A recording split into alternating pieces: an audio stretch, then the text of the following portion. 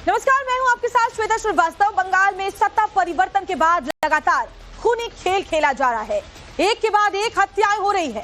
पहले बीजेपी कार्यकर्ता की हत्या और अब शुवेंदु अधिकारी के पर्सनल असिस्टेंट चंद्रनाथ रथ की गोली मारकर जान ले ली गई। इस वारदात के बाद पूरे इलाके में हड़कंप मचा हुआ है। हत्याकांड ने बंगाल की सियासत को गरमा दिया है। बीजेपी के नेता शुवेंदु के पीए चंद्रनाथ की हत्या के पीछे टीएमसी का हाथ बताया जा रहा है। हत्या की जांच चल रही है, हर पहलू को खंगाला जा रहा है। ऐसे में अब चंद्रनाथ की हत्या ने कई सवालों को भी जन्म दे दिया है कि क्या ये राजनीतिक हार का बदला है या फिर आपसी रंजिश या फिर कुछ और है।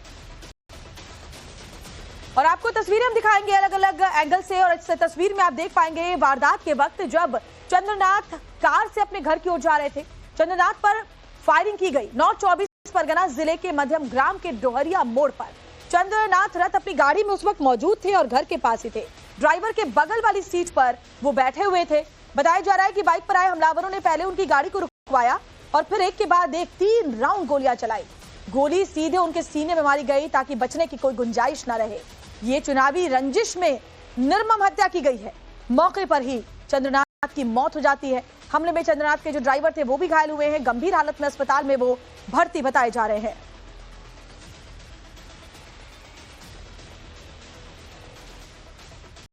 तो चंद्रनाथ रथ की हत्या पर एक और बहुत बड़ी ब्रेकिंग न्यूज सामने आ रही है। चंद्रनाथ को रोकने वाली कार का सीसीटीवी फुटेज खंगाला गया है। कोलकाता एयरपोर्ट से मध्यम ग्राम तक गई थी ये कार।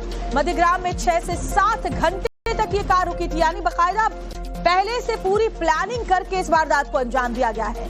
हत्यारों ने मौके से एग्जिट प्लान भी बना रखा था और इसीलिए कार को छोड़े और बाइक से फरार हो गए थे। कार में फर्जी नंबर प्लेट लगाई गई थी क्योंकि कार को छोड़ने का ही प्लान था।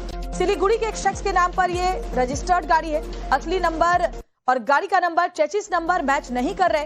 कार नंबर के असली मालिक से पुलिस ने बात की है और पुलिस को यकीन है कि नंबर से छेड़छाड़ की गई थी। तो ये बड़ी खबर आपको बता रहे हैं। जरा देखिए कैसे ये चुनावी रंजिश के बाद बड़ी वारदात को अंजाम दिया गया है और सीधे टारगेट किया गया है शुवेंदु अधिकारी के करीबी को, उनके पीए को, जो काफी सालों से शुवेंदु अधिकारी के नजदीक थे, उनके साथ थे और बेहद करीबी माने जाते थे।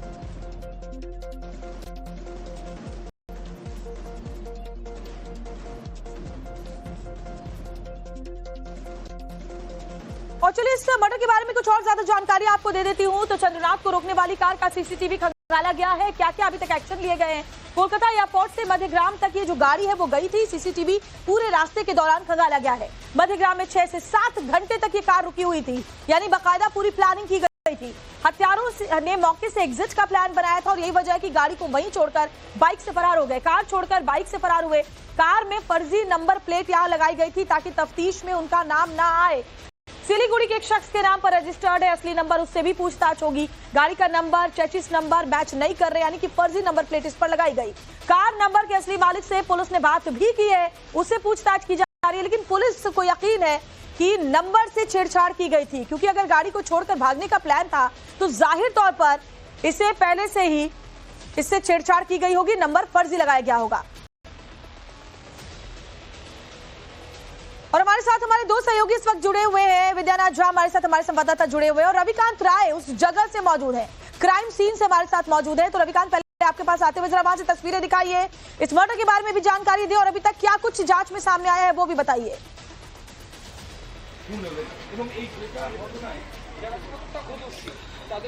देखिए श्वेता, इस वक्त मैं जिस स्थान पे मौजूद हूँ वहीं पर शुवेंदु अधिकारी के पीए जो है वो पिछले 3-4 साल से इसी अपार्टमेंट में रहते थे और टाइम्स नाउ भारत की टीम जो है वो इस अपार्टमेंट के बाहर पहुंची है। जो लोकल लोग हैं हमने उनसे बातचीत की और उनका ये कहना है कि लगभग 3 से 4 साल पहले वो यहाँ शिफ्ट हुए थे और यहीं पर रहते थे।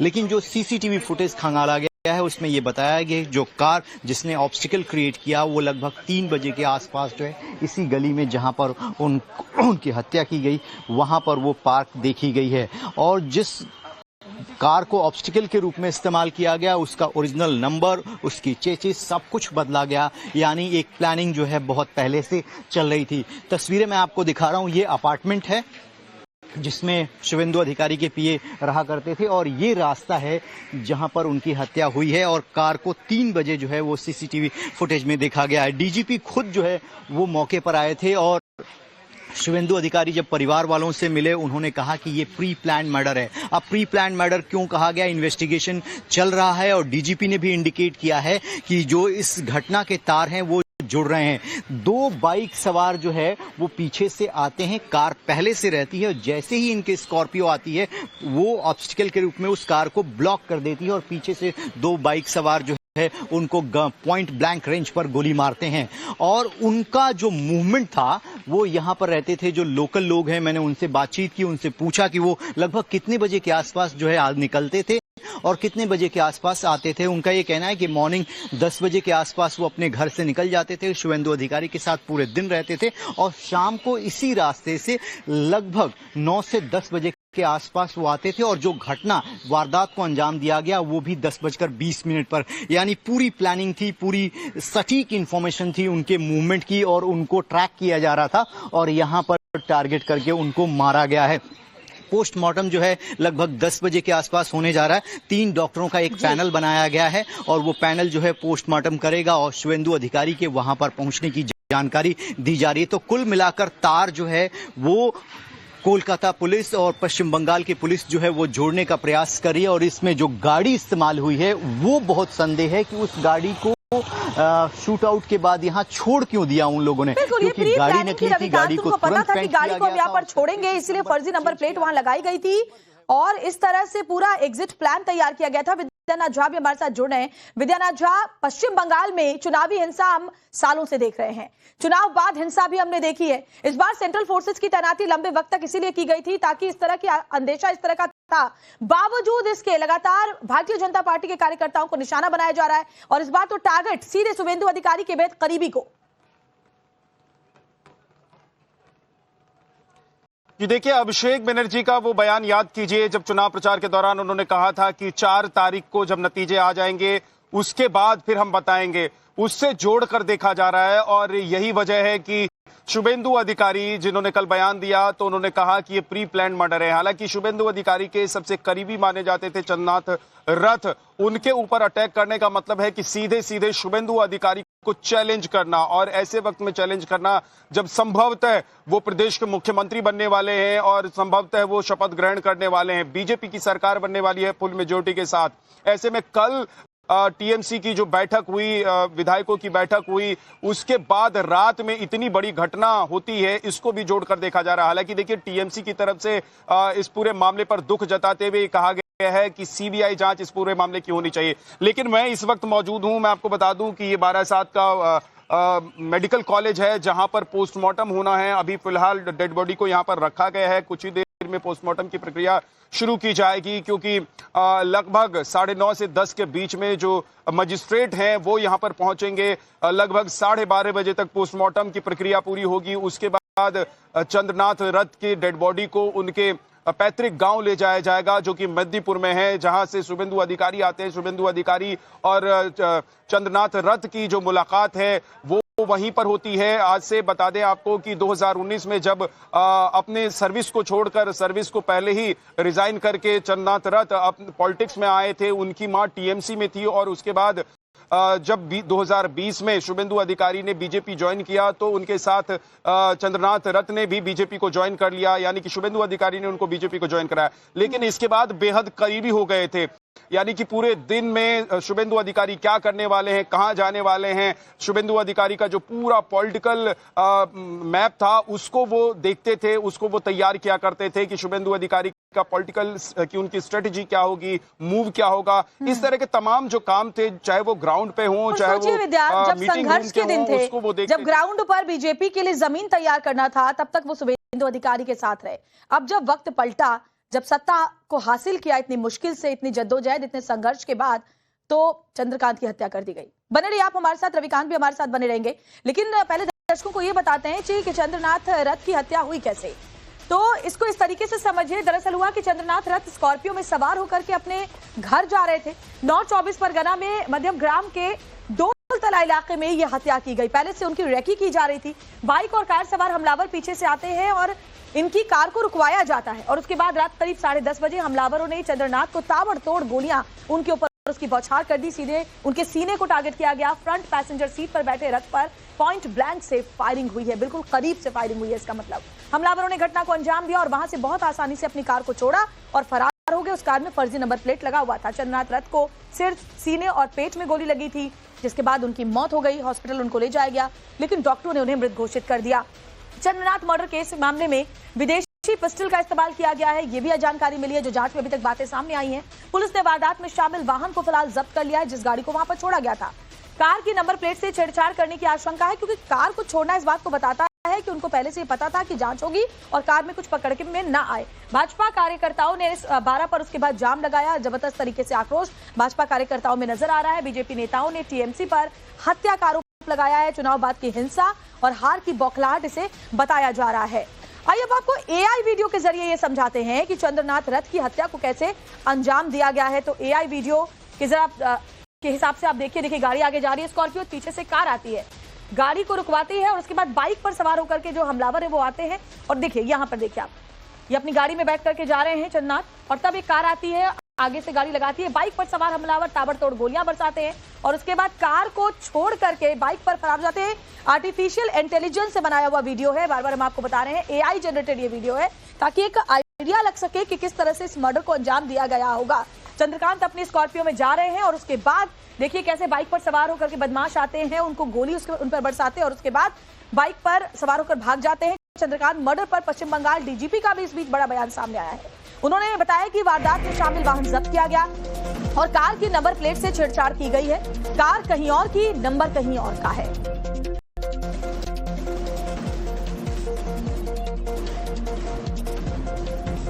Started the investigation. We have seized a vehicle which was used for the crime purpose. On investigation, it has been found that its number plate has been tampered. The vehicle, actually, the number plate that has been used belongs to a vehicle in Siliguri, but actually it is a tampered number. We have seized from the spot few fired cartridges as well as live rounds. We are processing the information that we have got so far, and at this moment I think it is the information this is the only information that I can divulge at this moment.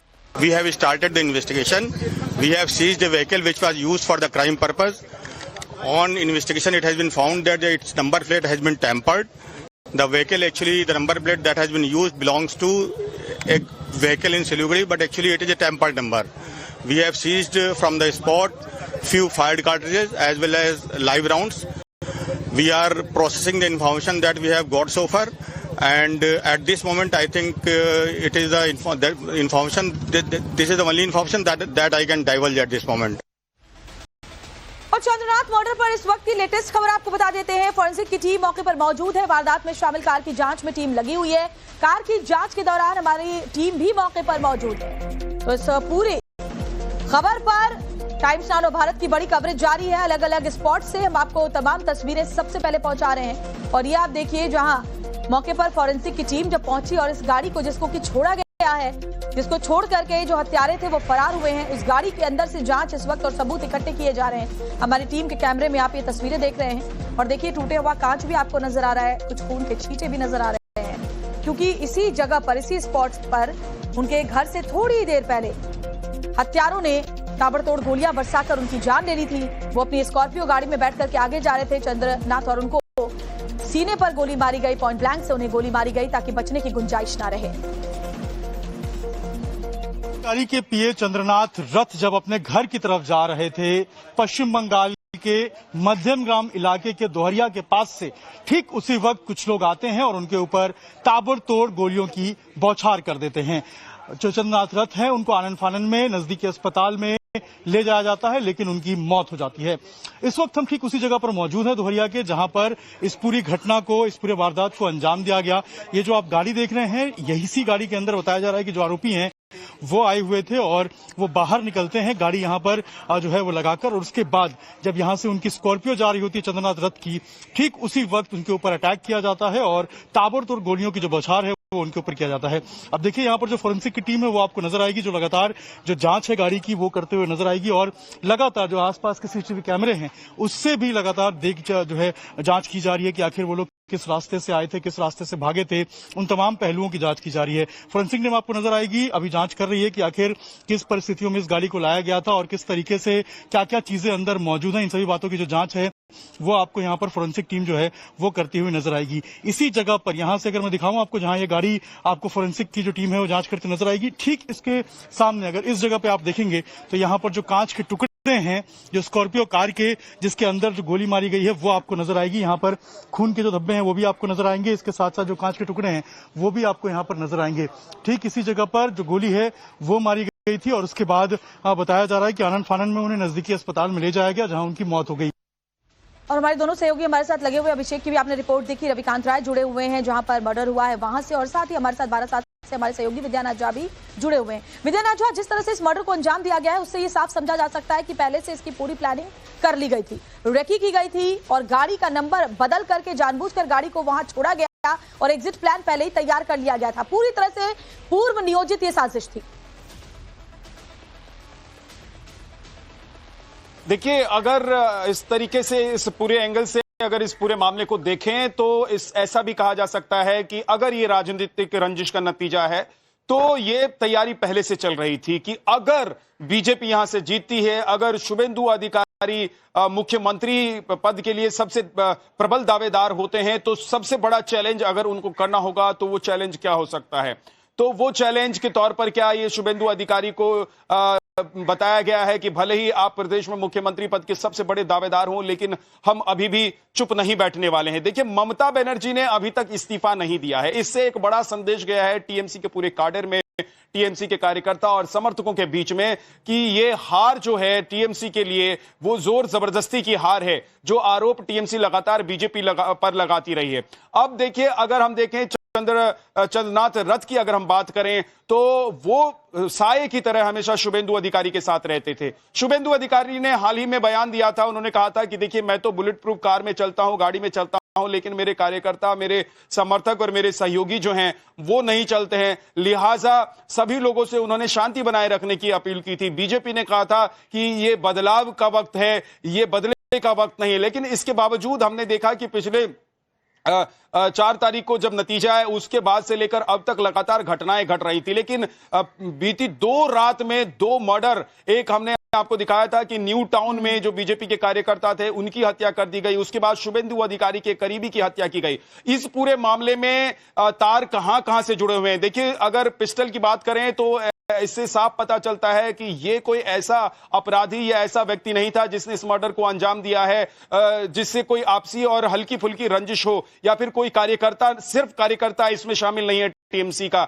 इसमें कोई अगर आरोप लग रहे हैं TMC पर तो इसमें कोई बड़ा जो सुनियोजित तरीके से प्लान्ड वे में इस हत्याकांड को अंजाम दिया गया है। और यही वजह है कि अभी तक जो जानकारी निकलकर सामने आ रही है कि देखिए, आपने बताया कि गाड़ी का चेजिस नंबर बदल दिया गया, गाड़ी का नंबर प्लेट बदल दिया गया, इसके अलावा गाड़ी छोड़कर चले गए अपराधी, यानी कि अपराधियों को पता था कि अगर उस गाड़ी से वो भागेंगे, वहां से निकलेंगे तो उनको चेज किया जा सकता है, उनको पकड़ा जा सकता है। इसीलिए उन्होंने पहले से ये तय कर रखा था, उन्होंने रेकी कर रखी थी कि कब उनको इस वारदात को अंजाम देना है और कैसे उसके बाद यहां से एग्जिट करना है, निकलना है। अब पूरी जिम्मेदारी पुलिस की और प्रशासन की है कि वो कितनी जल्दी इस गुत्थी को सुलझा लेते हैं, क्योंकि 2 दिन के बाद ही देखिए शपथ ग्रहण का कार्यक्रम है। शुभेंदु अधिकारी समेत बीजेपी के तमाम नेता ये कह रहे हैं कि अपराधियों को बख्शा नहीं जाएगा और प्रदेश से अपराधियों को खदेड़ दिया जाएगा, या फिर उनके साथ निर्देश पुलिस प्रशासन को दिया था कि आप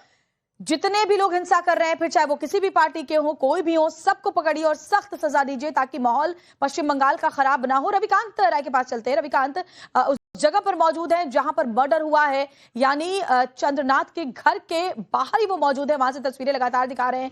कई सारे ऐसे लोग हैं जो वहां पर उस वक्त मौजूद थे। रविकांत, उनसे भी पूछताछ की जाएगी। पूरे इलाके के सीसीटीवी फुटेज खंगाले जा रहे हैं ताकि जल्द से जल्द ये पता लगाया जा सके कि इस मर्डर के पीछे कौन था। हालांकि जो आशंका जताई जा रही है चुनावी रंजिश का मामला, ये लगता है जैसा कि पश्चिम बंगाल का इतिहास रहा है।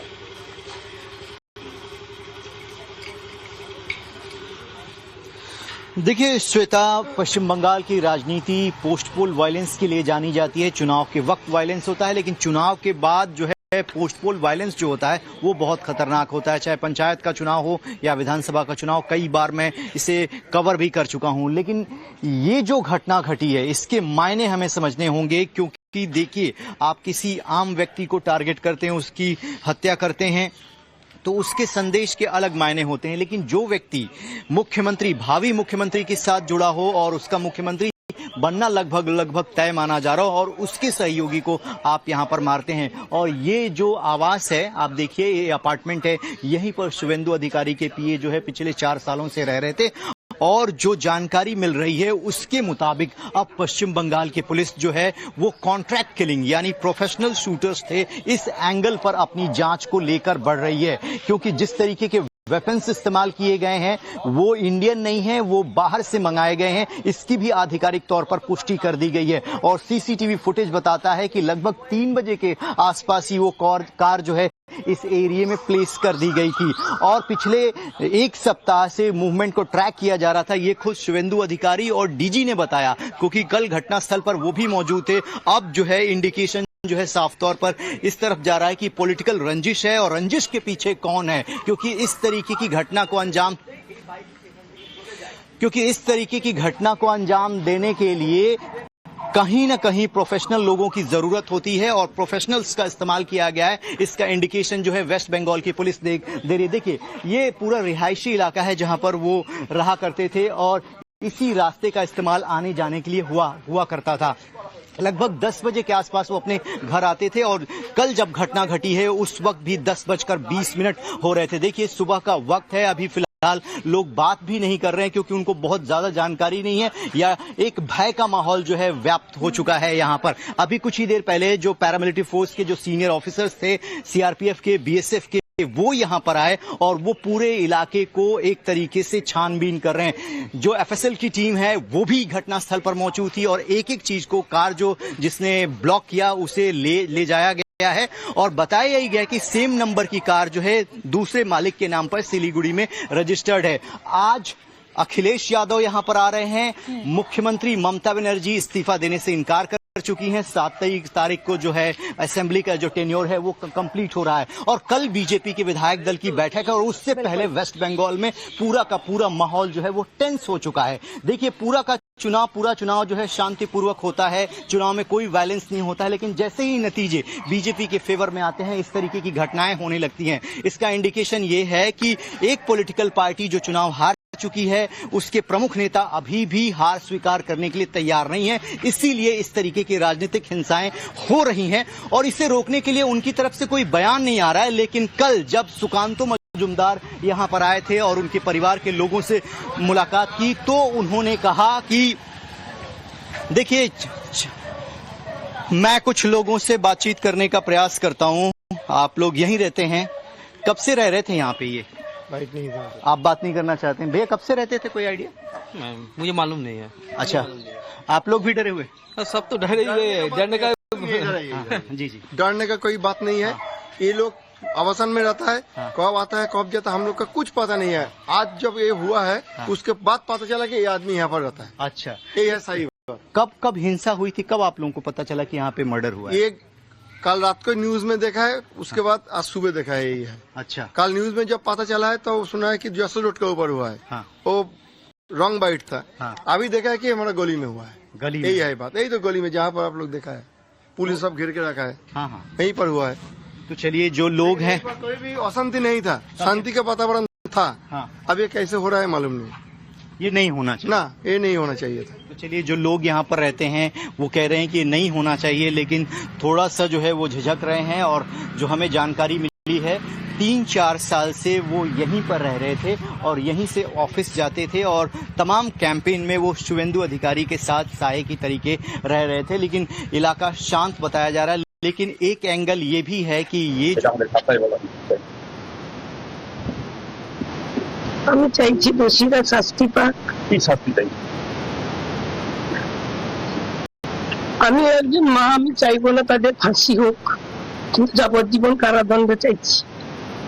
আর চাইছি যে আমরা ভারতীয় জনতা পার্টি করি বলে আমরা আজকে ক্ষমতায় আসার জন্য আমাদের সভাপতি বিরোধী দলের নেতা যখন বলছেন সুশৃঙ্খল ভাবে থাকতে,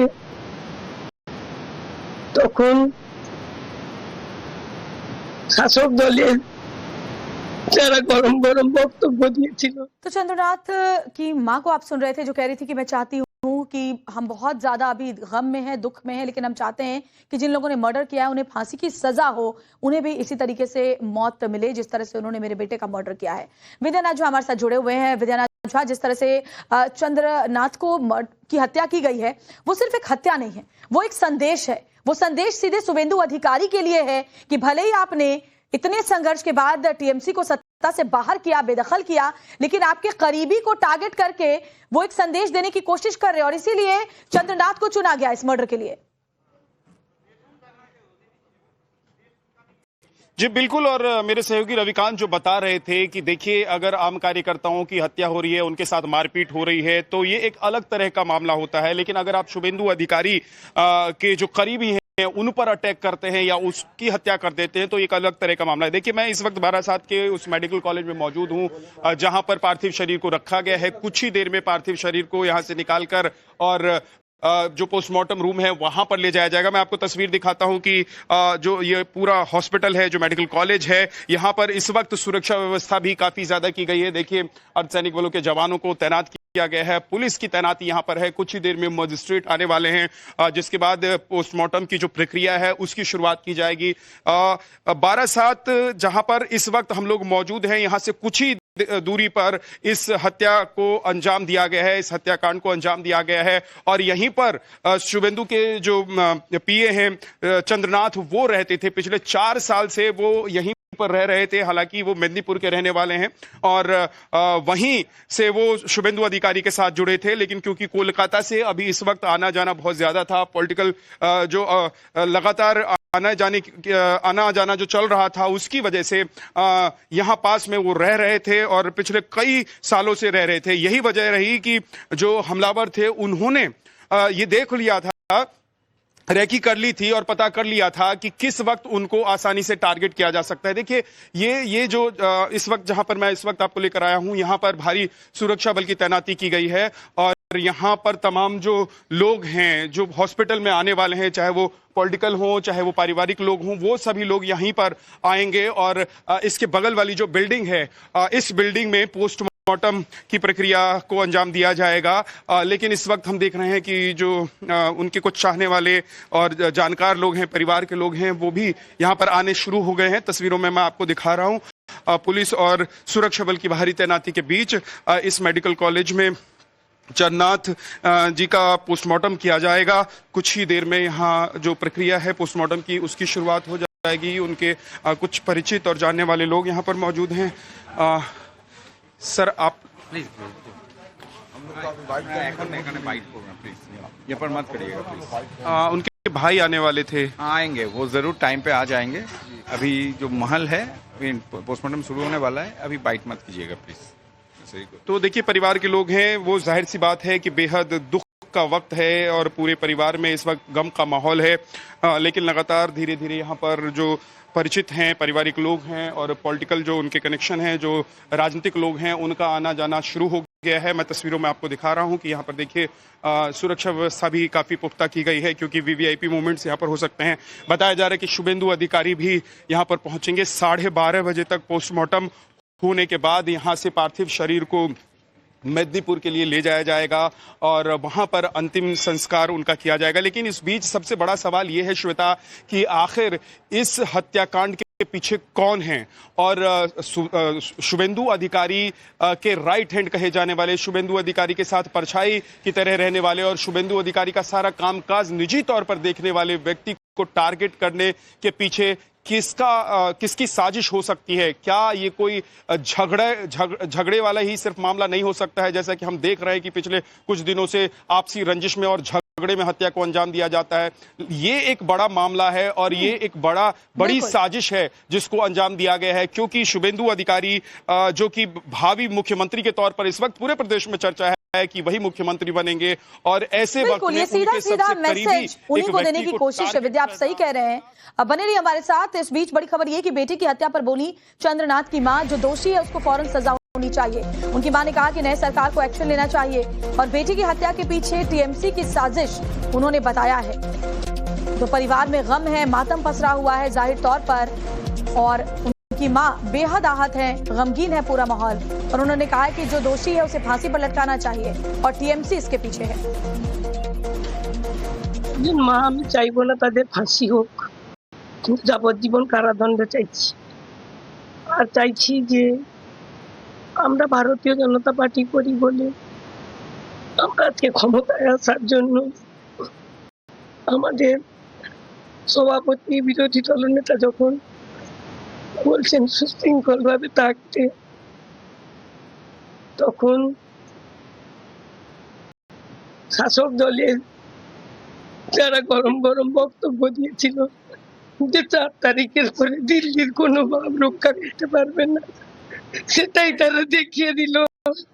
আমি আজকে নতুন সরকার যে গঠন করবে তার কাছে জানাবো যে আমার ছেলের এই মৃত্যুর জন্য শাস্তিটুকু হয়। আমার ছেলে যদি অ্যাক্সিডেন্টে কোনো অঘটন ঘটতো আমার মনে হয় এত কষ্ট হতো না। তাকে যেভাবে কষ্ট দিয়ে এতটাইরা মারলো, এটা পুরো তৃণমূলেরই সাজানো গল্প। কি কারণে মৃত্যু হতে পারে বলে আপনি মনে করছেন মা হিসেবে? কেন শুভেন্দু বাবু মমতাকে হারিয়েছে, যার জন্য আমার মনে হয় এই প্রতিশোধ। এই সময় অভয়ের মা কিভাবে দল খেলতে পারে? उनकी मां को सुन रहे थे आप। हसीरानी रथ ये कह रही हैं कि मेरे बेटे की हत्या की गई है चुनावी रंजिश में, टीएमसी के लोगों का इसके पीछे हाथ है, और अब जो भारतीय जनता पार्टी की सरकार बन रही है उनको इस पर सख्त एक्शन लेना चाहिए। फांसी की सजा हत्यारों के लिए होनी चाहिए या फिर आजीवन कारावास होनी चाहिए। और हमारे लिए अभी बहुत ही गम का, बहुत ही दुख का मौका है। हमारा जवान बेटा इस तरह से उसकी हत्या कर दी गई है। रविकांत राय हमारे साथ मौजूद हैं, जो कि चंद्रनाथ के घर के बाहर से ही हमारे साथ जुड़े हुए हैं। चंद्रनाथ परिवार में, रविकांत, चंद्रनाथ की हत्या के बाद परिवार में मातम पसरा हुआ है। उनकी मां की बात हम सुन रहे थे और दिल दहल रहा है कि कैसे एक बेटे को खोने के बाद एक मां ये कह रही है कि अब जो नई सरकार आ रही है वो इस पर सख्त एक्शन ले। परिवार के लोग जाहिर तौर पर अभी बात करने की स्थिति में नहीं होंगे, लेकिन जरा तस्वीरें दिखाइए जहां पर चंद्रनाथ रहा करते थे। क्या वो चंद्रनाथ जो रथ थे उनके घर से महज 200 मीटर, और यहाँ से वो जगह भी दिखाई देगी आपको। बिल्कुल श्वेता, एक मां का दर्द है और सरकार का गठन होना है, और जिस पार्टी से वो जुड़े हुए थे उसके नेता कह रहे हैं कि इसका हिसाब होगा, थोड़ा इंतजार कीजिए। देखिए, ये कॉलोनी के बाहर हूं और इस तरीके से लॉक जो है वो अंदर से लगाया गया है, यानी मीडिया को अंदर जाने की अनुमति नहीं है, लेकिन फ्लैट नंबर 205 बताया जा रहा है जिसमें वो रहा करते थे। और ये कॉलोनी के बाहर से मैं इस वक्त रिपोर्ट कर रहा हूं, और यहाँ पर जो लोग हैं सुबह से आ रहे हैं, मीडिया का जमावड़ा है। हालांकि जो लोकल लोग हैं वो ये बता रहे हैं कि सुबह 10 बजे के आसपास जो है वो यहाँ से निकलते थे, शाम को 10 बजे के आसपास पूरा अपना राजनीतिक काम करने के बाद आते थे। तो ये दिनचर्या थी और इस दिनचर्या को ट्रैक किया गया, और वो जानते थे कि ये वही रास्ता है जिससे उनका आने जाने का मूवमेंट है, और जो मेन रोड से ये रोड जो है वो कनेक्टेड है। और उसके बाद इन्होंने पूरी प्लानिंग को अंजाम दिया। एक जगह जहां पर मोड़ है वहां पर एक कार पार्क होती है 3 बजे दोपहर के, और शाम 10:20 पर पूरी की पूरी घटना को यहां पर अंजाम दिया जाता है। तो जाहिर सी बात है कि परिवार के लोग रोष में हैं, और कुछ भारतीय जनता पार्टी के कार्यकर्ता ये भी कह रहे हैं कि श्रोता, पिछले 15 सालों से हम लगातार पिटते आ रहे हैं, क्योंकि जो पॉलिटिकल वायलेंस है वो टीएमसी की तरफ से किया गया, और कई महीनों तक चुनाव के बाद जो बीजेपी के कार्यकर्ता हैं वो पार्टी दफ्तरों में छुपकर रहा करते थे, क्योंकि चुनाव जीतने के बाद टीएमसी के लोगों ने उनके साथ मारपीट की। और आज जो है उसका नतीजा यही है कि जनता दुखी होकर टीएमसी का बदलाव कर देती है। एक बार मैं फिर आपको दोबारा दिखाता हूं वहां की तस्वीरें जहां पर जो है शुभेंदु अधिकारी के पीए रहा करते थे। ये मेन गेट है, फ्लैट नंबर 205। ये आप लॉक देख रहे हैं, अंदर से लॉक कर दिया गया क्योंकि यहाँ पर और भी लोग रहते हैं और उनकी प्राइवेसी का हनन ना हो, इससे अंदर जाने की अनुमति नहीं दी गई है। और लोकल लोगों का ये कहना है कि बहुत ही सभ्य तरीके से जो लोग मदद मांगते थे उनको मदद भी वो करते थे, लेकिन ये घटना के बाद सब लोग डरे हुए हैं और एक तरीके से भय का माहौल है कि जब इतने बड़े व्यक्ति के ऊपर हमला हो सकता है तो हम लोग कैसे सेफ होंगे। और इसी डर को दूर करना नई सरकार की जिम्मेदारी है, और नई सरकार के गठन के बाद ये बड़ी चुनौती उनके सामने आने वाली है कि जिस भय को चुनाव आयोग और बीजेपी ने दूर करने का प्रयास किया, बहुत हद तक वो सफल भी रहे। 2 चरणों में चुनाव हुआ, उस दौरान कोई हिंसा नहीं हुई। लेकिन टीएमसी को ये लग रहा था कि बीजेपी भले ही कह रही है कि वो जीत जाएगी, लेकिन ग्राउंड पर उसकी प्रेजेंस नहीं है। लेकिन लोग साइलेंट थे, साइलेंट वोटर ने कमाल किया, महिलाओं ने दोनों सहयोगी हमारे साथ लगातार जुड़े हुए हैं। विद्या जो भी जानकारी दे रहे हैं, रविकांत भी जुड़े हुए हैं, अभिषेक राज भी लगातार रिपोर्ट्स भेज रहे हैं। सबसे बड़ी कवरेज टाइम्स नाउ भारत पर जारी है। कहां तक ये जांच पहुंची, क्या वहां से अपडेट है, सब कुछ आपको बताते रहेंगे। फिलहाल एक बहुत छोटे से ब्रेक ले रुक रहे हैं, फौरन लौट रहे हैं।